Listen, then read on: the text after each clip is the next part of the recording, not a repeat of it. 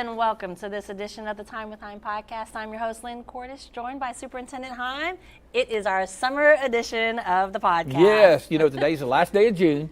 I know. July is tomorrow. Yeah, somebody says summer's half over. I said, no, don't tell us that. It's half. We've been busy. That's all there. And I guess tomorrow officially starts the 25-26 school years. I said that's number 40 for me. That's crazy. Yeah, 40 years. Congratulations. That's 40. That's my 40th year in education. But we like to do these summer podcasts to get some information out. Hopefully, others share it who listen to it. Mm-hmm. So really, this is an informational podcast. So we get information out, and hopefully you can share it or have people get on our website, which is lawtonps.org, or even ask questions if they have questions on some of the new laws and things that are changing at info at lawtonps.org. Send us an email. And so we want to get as much information as we can. And of course, the big one is cell phones. Ding, ding, ding. State law. Yep, state law. State law passed a law that schools have to have a policy, no cell phones bell to bell. And that's from the bell when school starts to bell when it ends. So at our middle schools, that's 8 to 3. At our high schools, that's 7:30 to 2:30.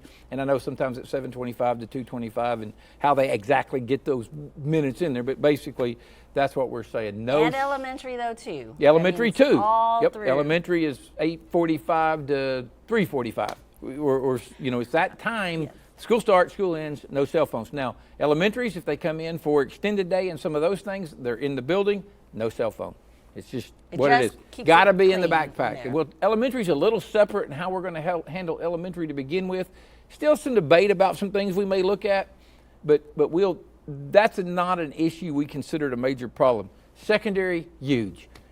We understand totally. I've got grandkids. You've got kids. That's it. A lot of our people have kids. Even we as adults, we talk about in our meetings that some people can't stay off their cell phone in our dang meetings. They don't live here anymore, but But you got to put it away when you got to focus. And so now the law is there.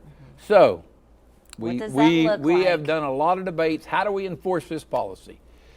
And I will say, when I brought it to the table for everybody to talk to, my number one concern was, because again, back to 40 years of doing this, it all lands on the teacher's desk. Maybe because I had an elementary teacher for a wife who all this stuff always landed on her desk. Well, we want to get it off the teachers.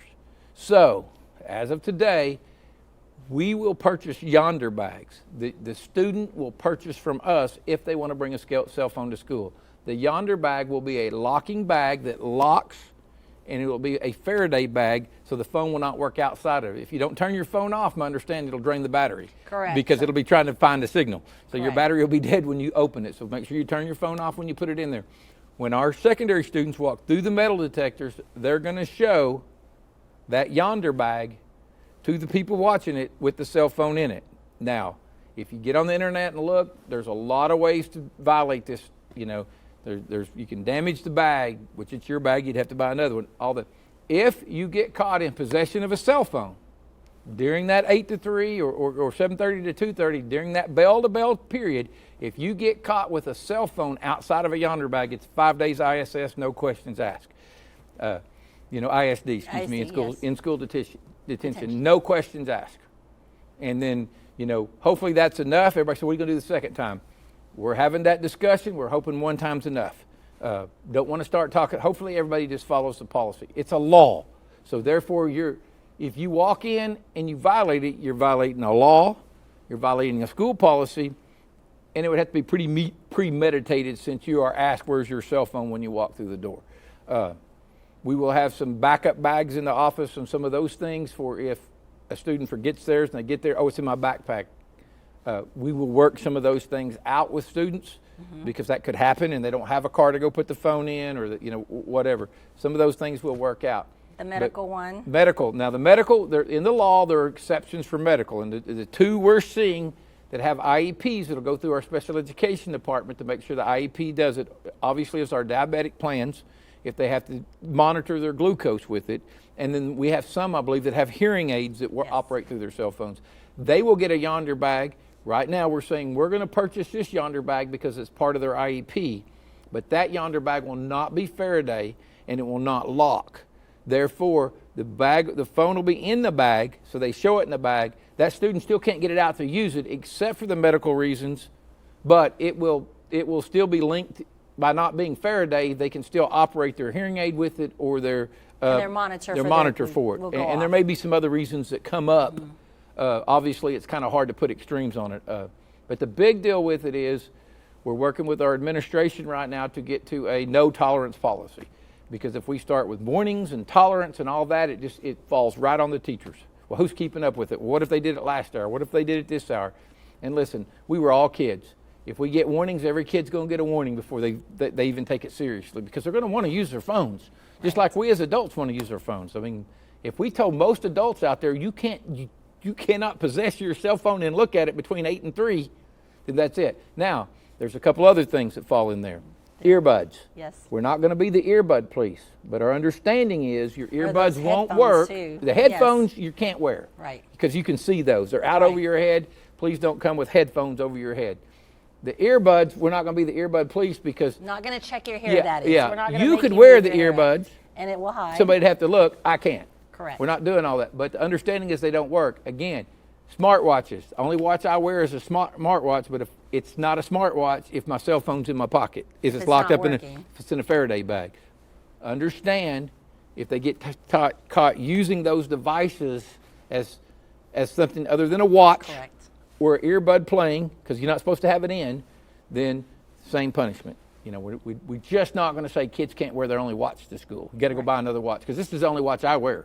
And maybe same for me. Same for you. We got a lot of people like That's that. right. But again, if my phone's in my bag locked up, then my watch is just a watch, right, which is fine. Right. I'm sure there'll be questions. Yes. The policy clearly states, which is the board policy, bell-to-bell Faraday bag. Obviously, we can adjust the punishments as we go to try to make it as smooth as possible. I've said this from the word go. My ultimate goal is going to be to make sure we don't make this a burden for our teachers, because a lot of laws that the legislators pass that have good intentions, they don't involve enough people on the other side of it to say, okay, who's going to have to enforce this? Where's this job come from? Right. We have 1,000 students plus in Eisenhower Middle School.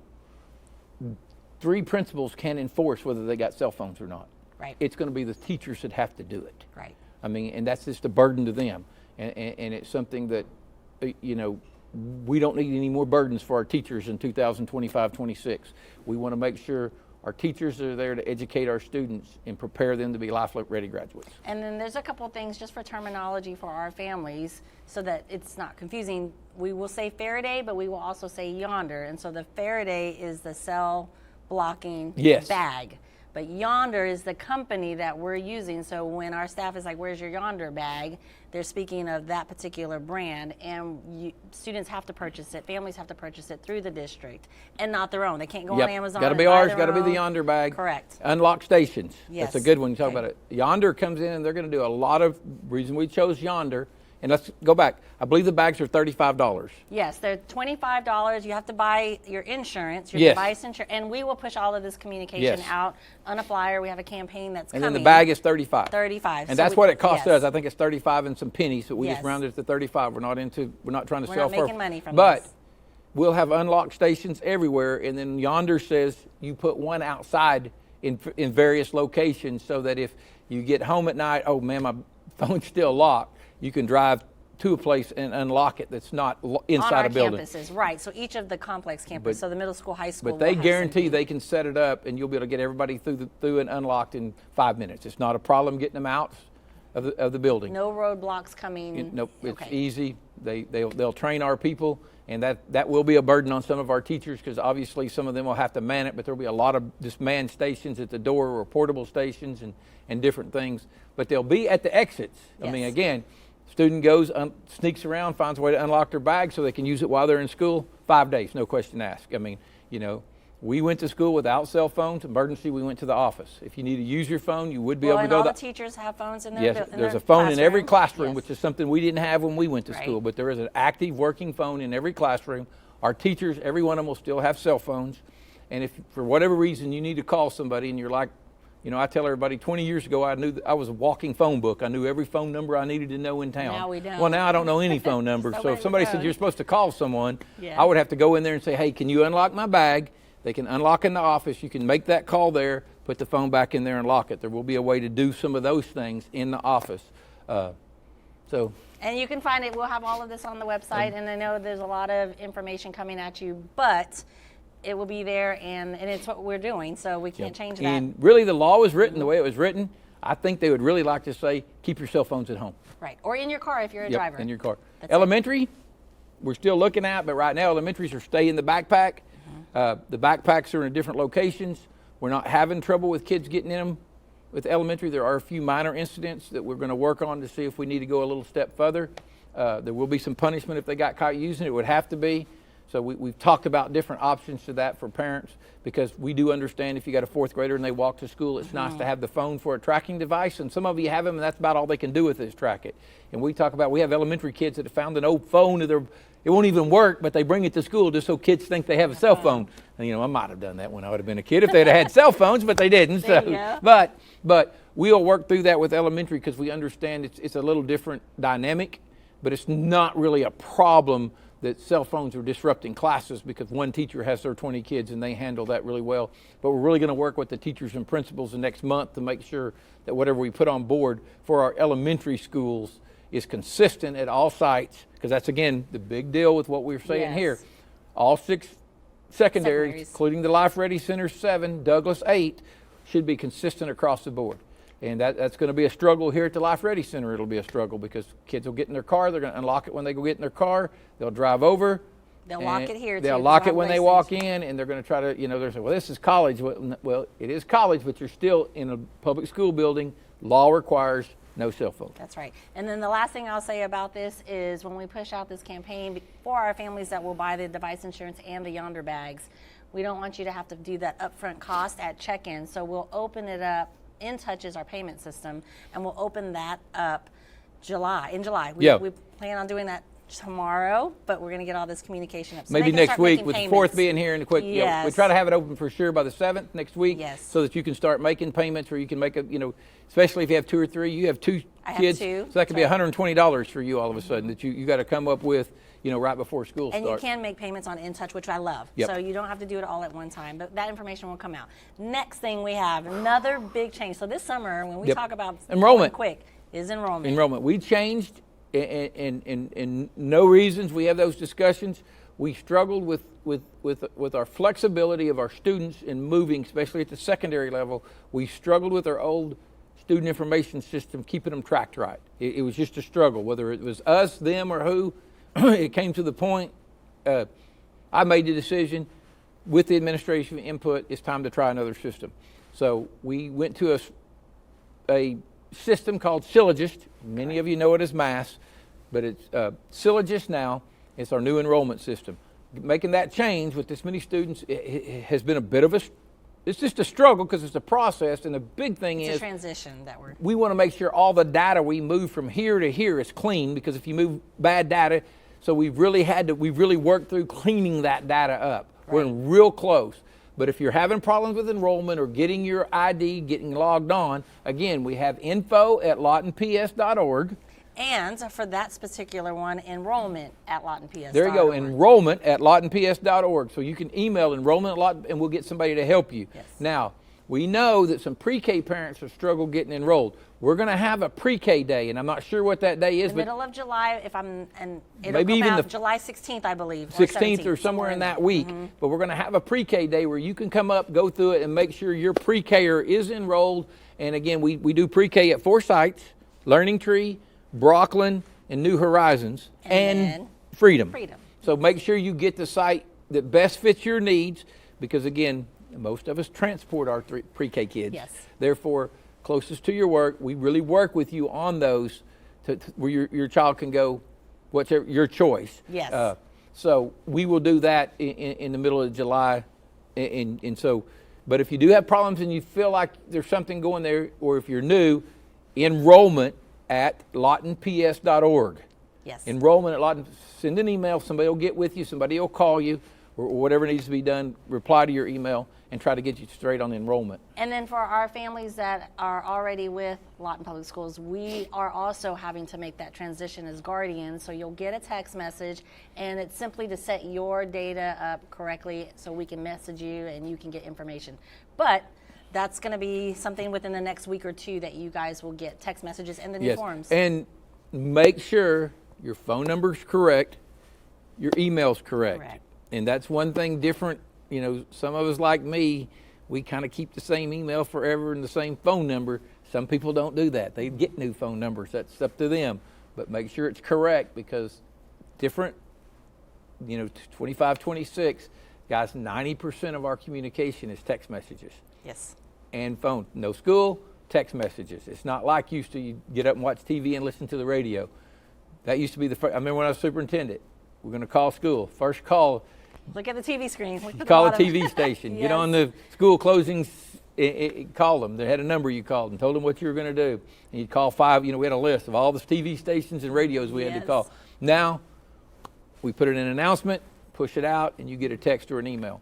That's the difference. So make sure that information is correct, and also the access you will have to your students' information is larger than ever, more intense or comprehensive than ever. So make sure you get the right email, make sure you get a username and password where you can get in and see all that. We have a new program coming called eCadence. It's AI, and it's going to have some really amazing things for parents and students in it. It's new, and we're working to get them all integrated, so make sure you have all that information correct. And of course, our website will have all of that information as we roll these out. The last thing we want to talk to families about, and just maybe even our community members. Yeah, everybody. The Senate Bill 745, expanded age. Yeah, and they kind of expanded the age. At first you said, what are they doing? And it was probably an Epic bill, not to knock Epic. Epic can do what they want, for them to try to figure a way to get more students. Well, that also goes to our virtual school. So if you know somebody 21 to 30 who didn't get their diploma, they can enroll in our virtual school now. We'll set them up a plan. We'll give them access to online courses where they can go back and get their diploma. A diploma, and that's what it is. It's a diploma. Not a They're working on a GED, diploma, not a GED, and that is a Correct. different thing. You're working on a diploma, so you can work toward a diploma. So be sure and contact us. Again, you got the enrollment number to do it, so we can tell you how to get enrolled. And that's for anybody in the state. Now, that's not just for people who live in our school district. And the same way with our virtual school for anyone. You hear people say in our area, high school kids, which, They're just we're used to it. going They're to be used one to of the our term. friends. But you got people saying, hey, I'm going to go virtual if I can't use my phone. Well, we do have our virtual school, which is Lawton Virtual Academy, that you can enroll in, and we do it pre-K through 12. And you get the same resources, benefits, perks, extracurriculars. You can go to Career Tech. You can go to take our free college classes. So if somebody that doesn't live in our district, we may have to change this at some point. But right now, if you don't live in our district and you enroll in our virtual school for whatever reason, you can still come here to the LRC and take college classes free. Right. And so we have that option for students across the way. That's if they're we have a great virtual program. Yes, and if you're in good standing at the virtual school, you can still play athletics. Yes. And be in extracurricular activities. Band, choir. You'd be more of a blended student then. You wouldn't be, because a lot of our virtual kids, we say, well, they're virtual, but they're virtual blended. I mean, they do their classes, their core classes virtually, but their activities they do in person. So there's some flexibility there. We're really, really excited about it. Again, our virtual people do a good job. That's a new thing, but and we do have one. That's I people do it all. forget. I'm the guy that anytime I go anywhere, and I go to conferences all over, I've been on boards all over the place, again, back to 40 years of doing this. The first thing I do when I walk in is I look around and go try to find presentations of what people are doing better than us, because if they're doing something better than us, I want our kids to get it. I've always said, from the time I was the superintendent of a school with 400 kids to now, I want to make sure anything out there that's good for kids we offer. I want our kids to have every opportunity they can, and luckily the people around me work really hard to make that happen. It's not really, everybody laughs, but I'm the best delegator. That's what everybody says. I should get a trophy for delegation king. But I've got great people, and we make that happen. So we look for those things. Guys, we do virtual as well as anybody. The face-to-face, how much we on, our communication, how many times we meet with you as a parent, the access we give you to a teacher is second to none that I know of anywhere as far as our virtual. So if that's something that you want to do, let us know, sign up. And, the only other thing, I think, dang, that's a lot. It's a lot. I know we've kept you quite a bit, but it's all good information, lots of good things. It's Dead Week this week, just as a reminder for our student athletes. Nobody can go up to the buildings or coaches, but other than that, we're just going along. The summer is going to be done before we know it. We got the month of Maybe July. a couple of weeks we'll come back and do another one just to update, and maybe do one in the 14th, or maybe do one the 14th and then another one the 28th to do a couple podcasts just for information. Again, don't forget, you can contact us. Absolutely. We answer those emails, and when people send me emails, I send them to other people. And our people do a great job, because a lot of the questions I get, I can't answer. I'll send it to you to answer, or send it to Lisa or Teresa or Doug or Lance. We got great people. But we'll take care of you. And everybody's here working for our students. So let us know if you got questions and how you do it. And I know that law's a little bit confusing. I know there's a lot of parents that are worried about their kids having their cell phone. People always say, well, what if there's an emergency? Again, there's a phone in the classroom. The teacher has a cell phone in the office. It's the law. We'll make it work. We'll work it. That's it. All right, Mr. Hime, thank you so much for your time. Lots of good information. Yes. And we have a lot more to come, but you have to wait till the next podcast. Okay, until then, be well, stay safe, make positive impacts, and have a great summer, you guys.